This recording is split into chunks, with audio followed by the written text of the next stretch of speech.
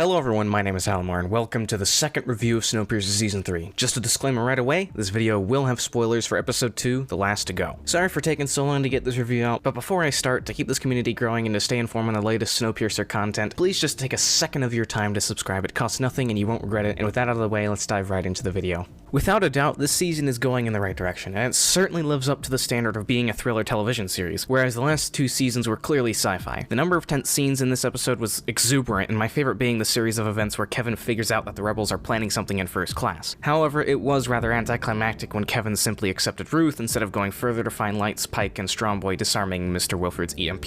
At first, I personally would have liked the EMP to stay on the train and not be removed, partially because the existence of the EMP induced dread and tension on behalf of Snowpirate, but after completing the episode, I see why it had to be done, for Snowpirate to sneak up on Big Piercer at the end of the episode. So I can guarantee that Episode 3 will definitely throw us straight into the action, although I was rather disappointed that the EMP had no effect on Big Alice's engine due to it being overcharged. I feel like that could have really created a really tense scene of Big Alice trying to just accelerate and speed up fast enough to where the EMP had no effect on the engine itself. But just as I said in the last episode, Kevin and Wilford have become so intimidating. Wilford is such a charming person in this season so far, and it becomes all the more disturbing when he does something out of the ordinary that you'd expect from a nice, cheerful old man. And Kevin has become the polar opposite. Wilford's evil and foreboding side seems to manifest in Kevin, making the tall, grim-faced man very imposing when he easily sees through Javi's act when he kept Ruth's existence from him. One last good thing I have to say is about the topic of Asha. I am still cautiously optimistic for her character and seeing her story unfold, and her behavior makes me very worried as to what she'll bring to the two trains, as according to her so far, she is not from New Eden, despite saying that she is in one of the trailers. However, one good thing she brings to the table already is the way that she regards Snowpiercer and her legend. Ever since the beginning of Season 1, Snowpiercer has not been properly regarded as the Snowpiercer, the last arc of mankind, just as Wilford has not been regarded as the great engineer, the visionary Mr. Wilford, and Asha reintroduces that awesome feeling again, that nostalgic feeling that I got from Season 1, something that really drew me in the beginning, and has since been lost in Season 2, but I am very glad to see it return in Season 3. There was quite literally only one bad thing about this episode, and that was the same as last episode, what I call the 100 effect. For those of you who are not familiar with it, the 100 is a sci-fi television series that started out as sci-fi, but got less believable and more mystical over time, and I fear that is happening with Snowpiercer Season 3 when it comes to Layton's visions of the Dragon Blood Tree in New Eden. There is simply no justification for having legitimate visions in a science fiction series, and I am very worried that this problem will only grow as the series goes on, like cancer that will kill the show unless it's purged and cured. But I don't want to dwell too much on the negative aspects of this episode. So what do you think? Do you like where the season's going so far? Are you worried about Layton's visions like I am causing problem in this thriller sci-fi show? Let me know what you think in the comments down below, and be sure to like and subscribe. But that's all I have for you. Sorry for making this video so late. I was caught up in some real life troubles, but I will try and remain on schedule even though those problems are bound to be getting much worse. Like I said, that's all I have for you.